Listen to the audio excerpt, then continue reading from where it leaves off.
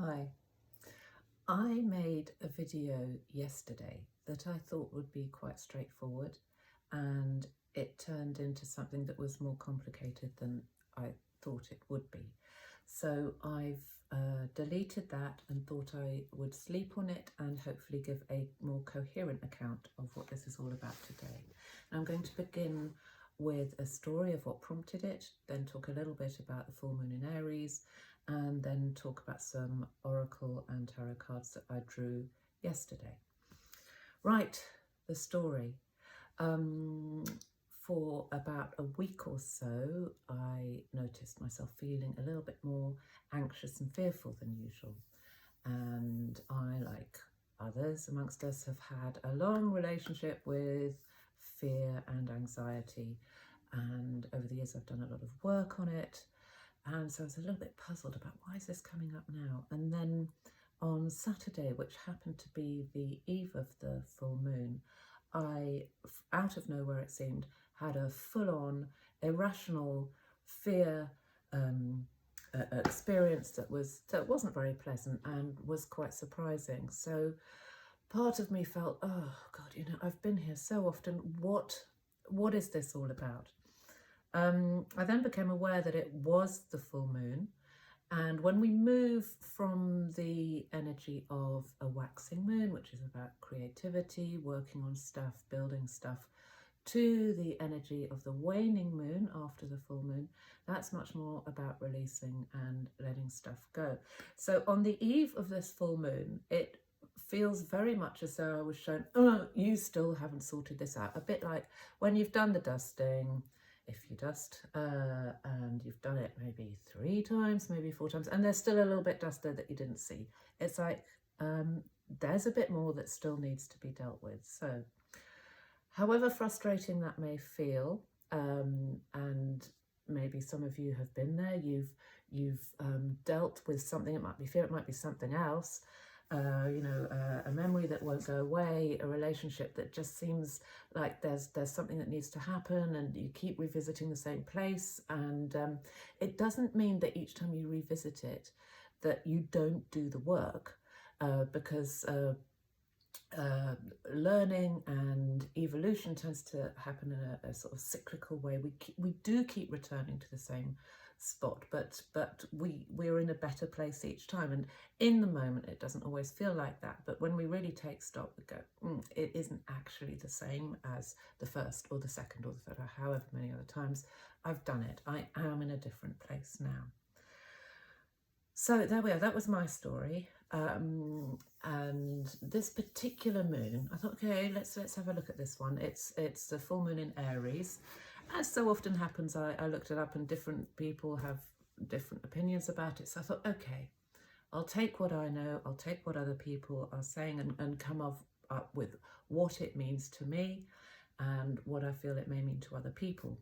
So full moon in Aries, think about the Aries energy. Aries is the first sign of the zodiac. So if you think about it in those terms, the youngest, there's a sense of impetuousness to Aries.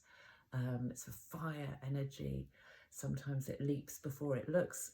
If you want something done quickly, you can ask an Aries, and they'll often oblige. They might not do it in the most careful, methodical way, but that energy can be great. And there seems to be a bit of a sense of that around for me, a bit of impatience, like, come on, let's really bring this to the fire. Maybe even throw it into the fire. I don't know. But there seems to be something like that. Oh, and it can also have something to do with flare-ups in relationships. So if there's an issue that keeps coming up, maybe it's being presented to some of you now to look at again.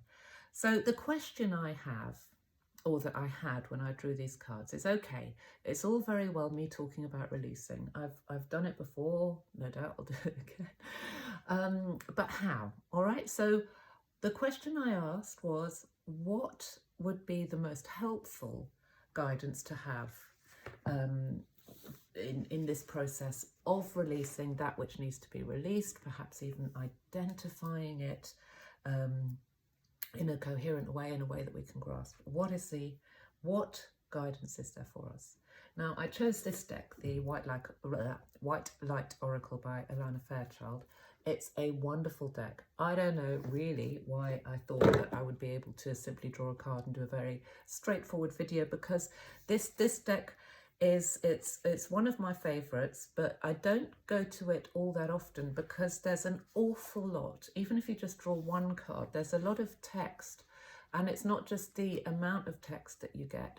It's there's usually, well, every time I've used it, an invitation to really think about it. It's not just a straightforward, well, go and have a bath and you'll feel better. Not that any oracle card really says that, but it's usually more complex than that. And that turned out to be the case here. So the card that I drew for the collective is this one, Shekinah. Now, Shekinah, I was not familiar with this particular card before I drew it. And as the book describes, and I then had a chance to find out a little bit more about it, is Shekinah is a Hebrew word that means the dwelling place of the divine. And the invitation or the guidance that this card brings is to invite the wisdom, the knowledge, the light of the divine, of God, or of spirit, of your higher self, or if you don't like any of those terms, your inner wisdom, your intuition, the wisdom that we all contain within us, more in the heart than in the head, it must be said. And I am pretty confident in saying that we've all had access to those moments when we just know something that goes beyond logic, that goes beyond being able to understand or come up with an answer to something or an opinion about something just from our heads. So that knowledge, the invitation is to embody it.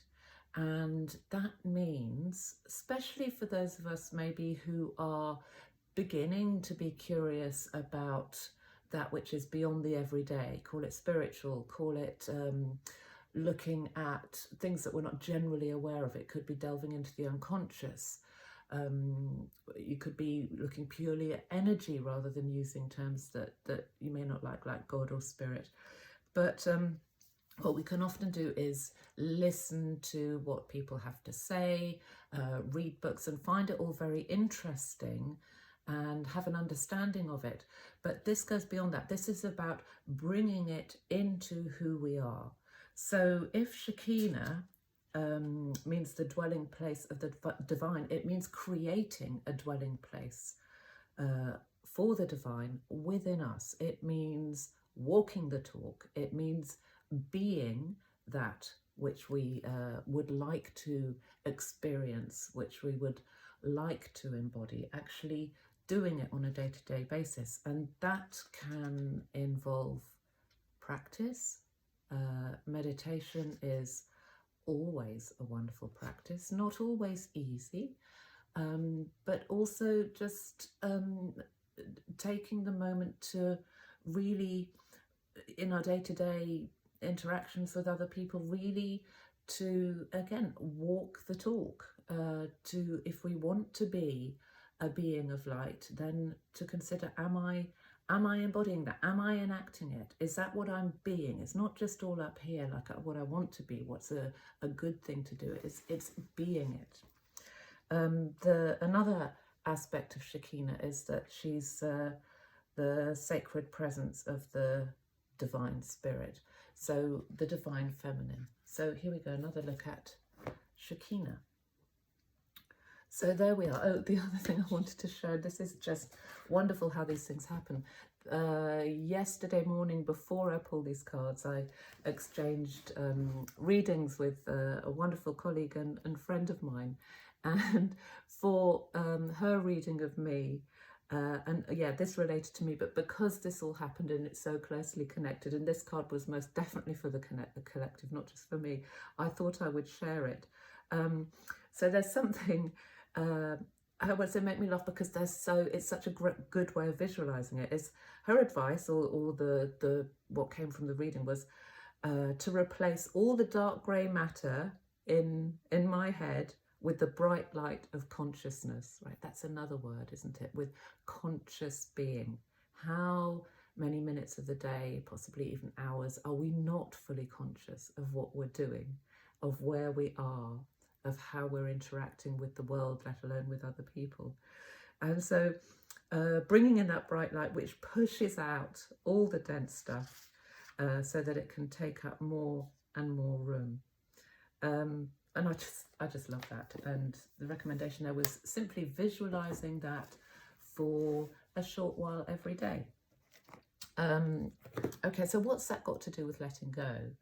It's the more that we become aware, conscious, embody our inner wisdom, the more we become familiar with who we are, right? And the more we're familiar with who we are in every single now moment, or as many now moments as possible, I don't know if every single one is possible, the more we're able to be aware of what really does not belong to that, what really is it time to let go of.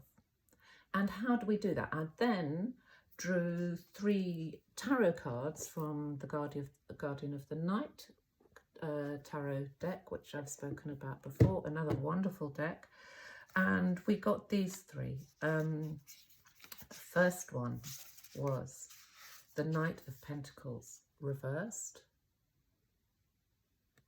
The second one was the Major Arcana card Justice reversed. And the third one, the 3 of Pentacles reversed.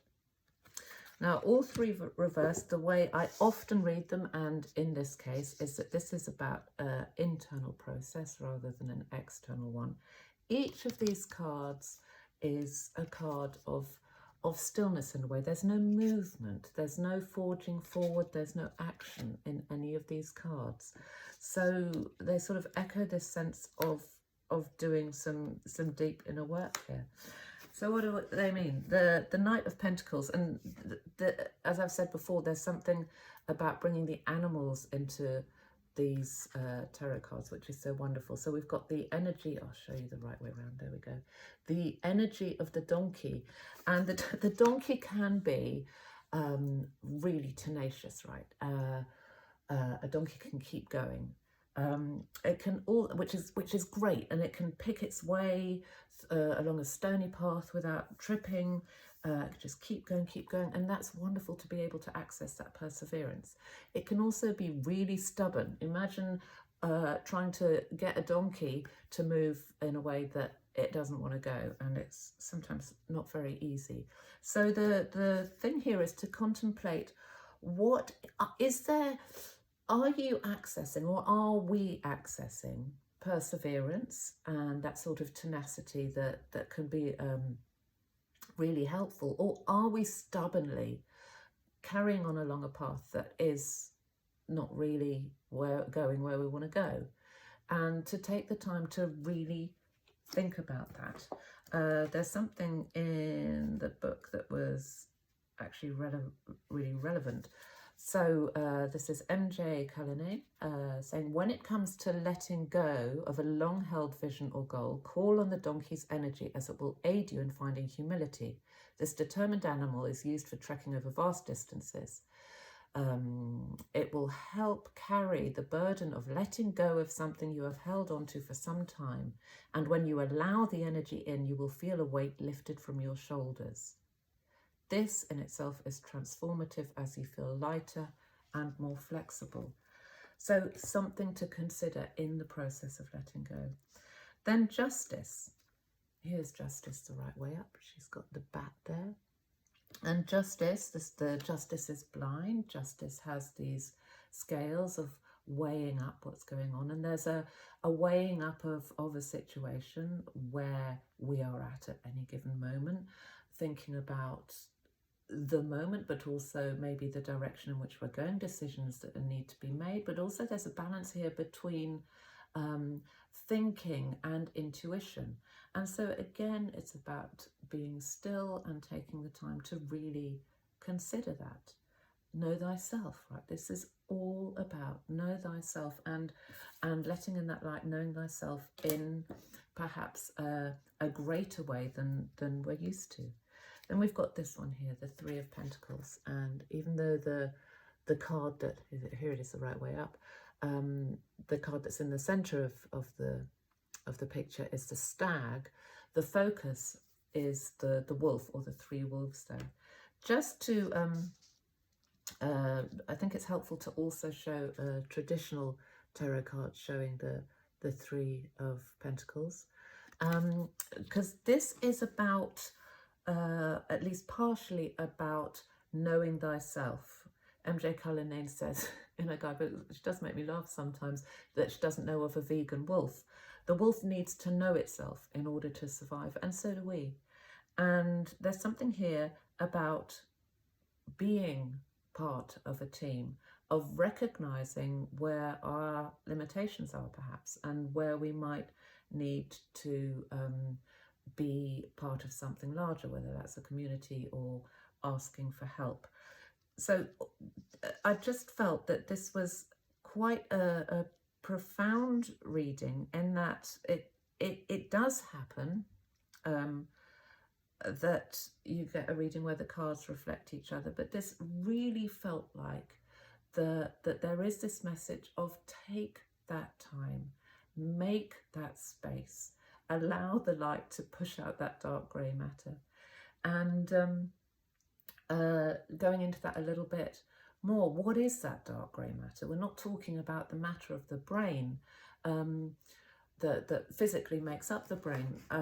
The way I'm reading it is the matter that can be all these distractions, the matter of chatter, if you like, the chatter that the majority of us are plugged into, especially when we're not taking the time to be conscious of who we are, where we are, what we are.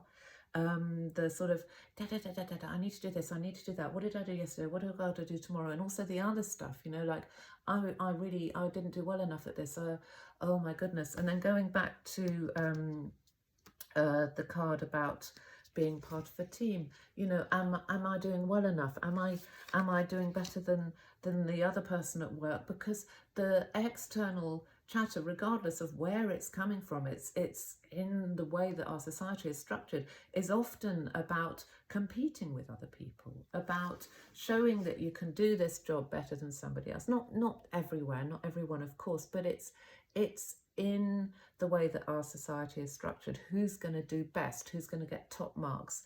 And there's something here about really, and that connects also with the energy of the divine feminine, of really getting, finding our place within the collective, but in a way that is collaborative. How is it that we can help each other? How is it that we can work together? Right. Saying all this is an answer to the question that I asked. How? What can be helpful in releasing? Making that time that I was talking about, making the space can be tricky, but it can be helpful to know that it doesn't take huge chunks out of a day. It can be a simple matter of taking 5 minutes and sitting quietly, sitting mindfully, being aware of having these bodies of ours, and inviting in that wisdom, inviting in that light, connecting to the heart. And if the chatter starts up, and especially if you're new to actually sitting mindfully in stillness, the chatter might actually ramp it up a little bit at first, is not to try and shut it out, not to go, oh, I can't do this, just be quiet, because that almost feeds it and takes your attention there even more.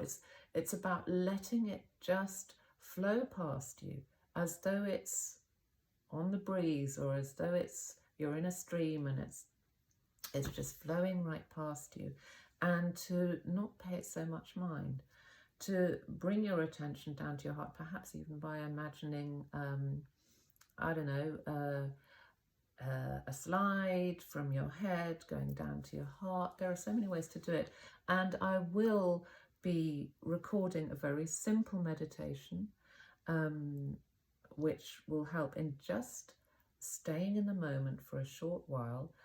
But I know what I'm like, so even though my intention is to do that very quickly, it may or may not happen. There are many meditations out there, many very good ones. For this purpose, the most helpful to my mind is something that is mindful, that is about bringing ourselves into our body, rather than the kind of meditation that takes us on a journey elsewhere.